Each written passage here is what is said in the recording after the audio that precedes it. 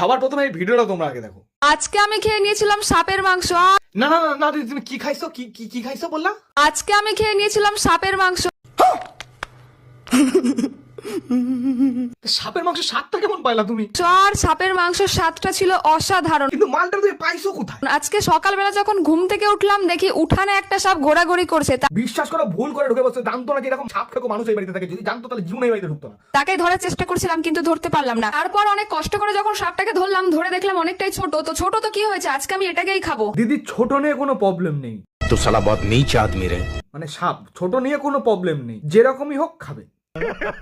আর তোমরা কারা কারা সাপ দেখলে ভয় পাও অবশ্যই কমেন্ট করে জানিও। আমার কিন্তু একটুও ভয় লাগে না। না তুমি ভয় পাবা কেন? সাপ তোমার থেকে ভয় পায়। ভয় করে দরজা বন্ধ করে দেয়।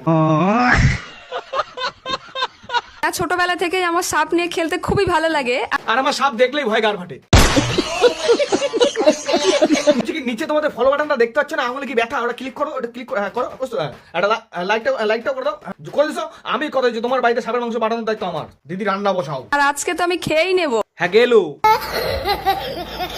তা দিদি রান্না করতে গেলে কি কি জিনিস লাগে গো? মানে ওই আমার বিয়েতে সবাই খাওয়াতাম। আর সাপ রান্না করতে গেলে একটু মাল মশলার প্রয়োজন হয়। প্রথমে আমি সাপটাকে টুকরো টুকরো করে কেটে নিয়েছিলাম, দেখতেই পাচ্ছ তোমরা। তারপর গরম তেলের মধ্যে তেজপাতা, শুকনো লঙ্কা, পেঁয়াজ, রসুন, আদা, জিরা সবকিছু ভালো করে কষিয়ে, তারপর আলু আর সাপের মাংসটা দিয়ে ভালো করে কষিয়ে জল দিয়ে ফুটিয়ে নিয়ে হয়ে গিয়েছিল আমাদের তরকারি। একটা জ্যান্ত সাপড়ে ধরে মেরে কেটে ভাই রান্না বান্না করে বলছেন তরকারি। আর তোমরা কি কেউ কখনো সাপের মাংস খেয়েছো? যদি খেয়ে থাকো অবশ্যই কমেন্ট করবে। তোমরা কি কোনোদিন খাইছো এরকম? সত্যি করে বলবে কিন্তু, কমেন্টে কিন্তু বলে যাও খাইছো কিনা। আর হ্যাঁ, ভিডিও যদি ভালো লাগে তাহলে লাইক করো, পারলে ফলো করে দিও আর শেয়ার করে দিও।